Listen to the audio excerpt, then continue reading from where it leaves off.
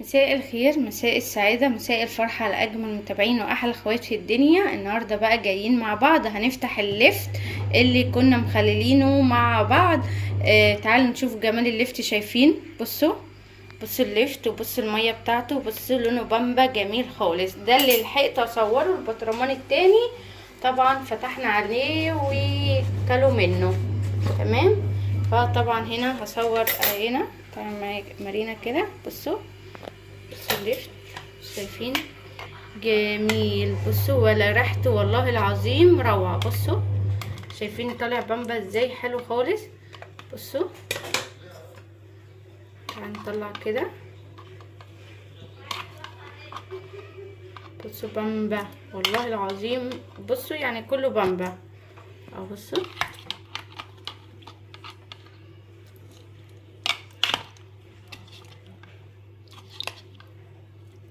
شايفين شكل الليفت؟ بصوا. والبطرمان التاني كمان كان بامبا عن ده، يعني في منه شويه. هوريكم برضو البطرمان شويه صغيرين. هوريكم برضو فرق البطرمان ده، بس هو يعني نفس الميه. تمام. فبصوا شكل بصوا مقرمش. شايفين اللفتيه؟ جميل. هاتي مارينا كده شويه اللي بصوا هما دول اللي كانوا باقيين من الليفت التانيين اهم. بصوا نفس الدرجة، نفس البامبا هو. فبجد طعمه جميل روعة خالص. ومقرمش. بصوا سامعين؟ مقرمش. بصوا والله العظيم. وادي التاني اهو مقرمش جميل. جربي الطريقة ديت بجد هتعجبك. بتمنى يا رب الفيديو يعجبكم. ويلا نشوف الطريقة مع بعض. خلينا اللفت الجميل المقرمش ده ابو مية بامبا. بصوا ميته، شايفين ميته بامبا ازاي؟ بصوا جميل. ويا دوب حطله بصوا قد ايه بنجرية، حتة صغيرة يعني نص بنجرية صغيرة. بتمنى يا رب الفيديو يعجبكم. ويلا تعالوا نشوف مع بعض عملنا اللفت بطريقة حلوة ازاي. يلا بينا. تعالوا مع بعض هنشوف الليفت البامبا اللي احنا شفناه في بداية الفيديو. شكله هيطلع بامبا ازاي وعملناه ازاي. اول حاجة انا جبت الليفت، غسلته ونضفته وقطعته عندي قطاعة كده بتقطع مشرشرة. فقطعته كده صوابع علشان يبقى زي الليفت بتاع بره بالظبط. وغسلته كويس وحطيت له حوالي 4 5 من حوالي 4 5 معالق ملح. وقلبتهم مع بعض وسبتهم حوالي هو المفروض يسيبوا ساعتين علشان ينزل اللفت ينزل ميته. بس انا علشان مستعجلة وكان ورايا حاجات تاني في الشقة فسبته حوالي 10 دقايق.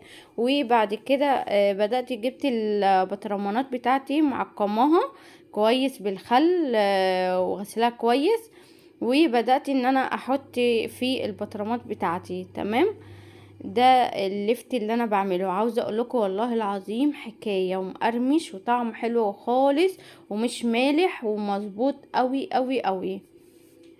هبدأ بقى احط اللفت ده كله كده هعبيه في البطرمان. دول 5 كيلو لفت. تمام. انا هنا حطيت له من 4 5 معالق، مش متذكرة قوي.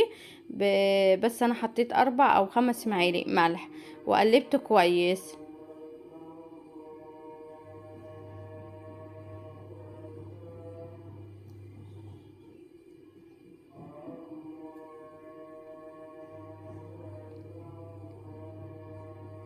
لو وصلت لحد هنا بقى ما تنسيش اللايك بتاعك الحلو. ولو انت مش مشتركة بتمنى يا رب تشرفيني في القناة وتشتركي وتفعلي زر الجرس عشان خاطر يوصلك كل جديد. بس جيت بقى هنا شفت المية بقى اللي نزلت منها دي مش هكبها. المية اللي نزلت من اللفت علشان طبعا حطينا الملح فنزل ميته. ولو سبتيه اكتر من كده ساعتين ولا حاجة هينزل مية اكتر.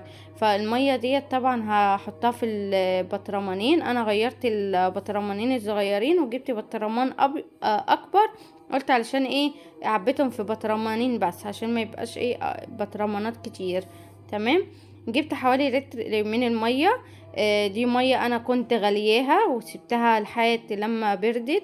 وهجيب حوالي نص كوباية خل اهو، نص كوباية خل وحطيتها على المية كانت مغلية وبردت تماما. اوعي تحطي مية دافية او مية مغلية. تمام. في اللفت المية لازم تبقى مغلية وباردة خالص. بعد ما حطيت نص كوباية الخل هحطي معلقة من السكر.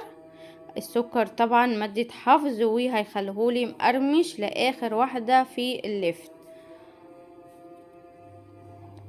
وبعد كده هحط ملح. طبعا انا حاطه 5 معالق او 4 معالق في الاول، فمش هحط ملح كتير.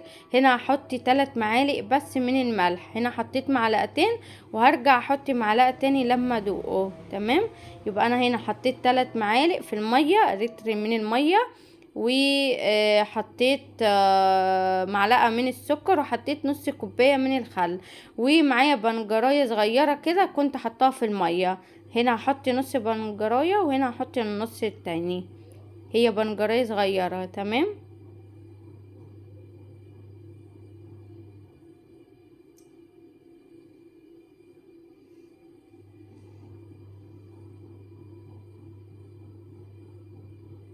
هقلب كله كويس لحد لما الملح معايا يدوب تماما. وبعد كده هبدأ بقى ان انا اصبه في اللفت بتاعي. هصبه في البطرمان كده.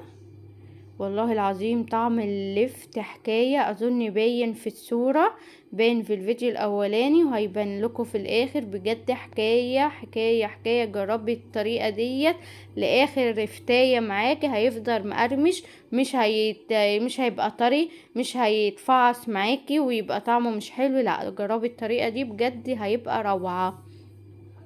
هنا حطيته اهو كده. ولازم المية تبقى مغطية اللفت بتاعي.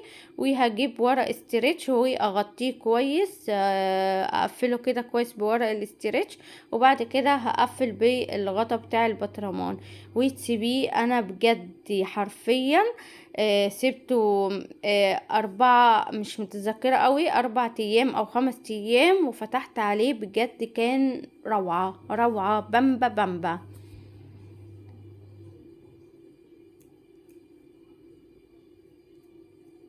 اهو بصوا. ده طبعا يعني اول ما استوى احنا كلنا منه واحد. ما تبقاش غير الكبير بس يعني انا اللي لحقته يعني. تمام. فالتاني طبعا التاني كان اتاكل الحمد لله، اتفتح واتاكل منه. فالحقتي دوت هو ده اللي صورته. الكبير ده اللي انا بقفله. بس سيبيه بقى 4 5 ايام كده وافتحي عليه وتاكلي احسن لفت مقرمش وطعمه جميل ومسكر. حتى المية بتاعته والله العظيم مسكرة. لازم تقلبيه كده ومن وقت للتاني تقلبيه بالشكل ده اللي انت شفتيني بقلب بيه. بس سيبيه كده. بتمنى يا رب الفيديو يعجبكم. ويلا نشوف اللفت بعد ما استوى شكله ايه. يلا. هنا بقى اللفت بعد ما استوى. بصوا شكله ولونه البامبا جميل بجد. بصوا هنطلع مع بعض. شايفين ده البطرمان اللي اتبقى اللي انا قلت لكم عليه. بجد طعمه حلو قوي ومقرمش. بتمنى يا رب تجربي الطريقة. مش هتندموا بجد والله العظيم. يعني حلو خالص. هيفضل معاكي لاخر واحدة مقرمش وطعمه حلو خالص. حتى المية بتاعته مسكرة قوي. ده اللي بيحب يشرب مية اللفت. بصوا شايفين اللفت والمية بتاعته بجد روعة.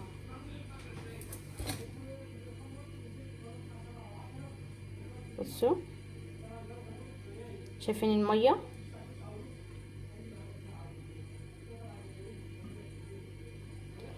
ده بقى مع الاكل الصيامي، عشان احنا صايمين، مع اي اكل بجد اللفتي طعمه حلو خالص. بتمنى يا رب الفيديو يعجبكم، ما تنسوش تدعموني باللايك والاشتراك وتفعلي زر الجرس علشان خاطر يوصلك كل جديد. بصوا ده يعني الدولة اللي اتبقوا من البطرمان التاني لفتتين، كان اخر شوية من البطرمان طلعناهم فطرنا بيهم مع الزيتون. بتمنى يا رب الفيديو يعجبكم، ما تنسوش بقى تدعموني باللايك والاشتراك. بصوا مقرمش ازاي حلو. يلا اقول لكم باي باي.